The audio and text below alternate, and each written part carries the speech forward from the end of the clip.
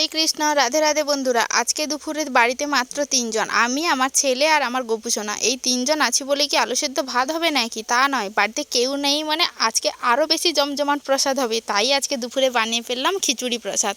চালে ডালে দিয়ে দিলাম আর ভেজে দিয়ে দিলাম সমস্ত সবজি। প্রথমে দিয়ে দিয়েছি এক টুকরো আলু, 4 ভাগ করে আলুটা ভেজে খিচুড়ির মধ্যে দিয়ে 3টে সিটি দিয়ে রেখে দিয়েছি। তারপরে কুমড়ো, বিনস, তার সাথে দিয়েছিলাম বাঁধাকপি, কাজু বাদাম আর দিয়েছিলাম কিশমিশ। ছিল না শুধু একটাই জিনিস, সেটা ছিল ফুলকপি।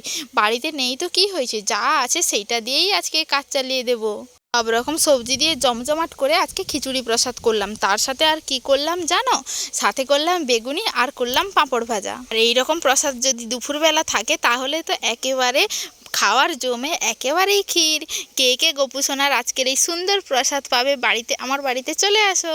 সমস্ত রান্নাবান্না কমপ্লিট হয়ে গেছে। এবার গোপুসোনার কাছে ভোগ থালাটা সুন্দরভাবে সাজিয়ে তুলসী পাত্রা অর্পণ করে ভগবানকে সুন্দর করে ভোগ লাগিয়ে দিলাম। দেখা হচ্ছে নেক্সট ভিডিওতে। হরে কৃষ্ণা, রাধে রাধে।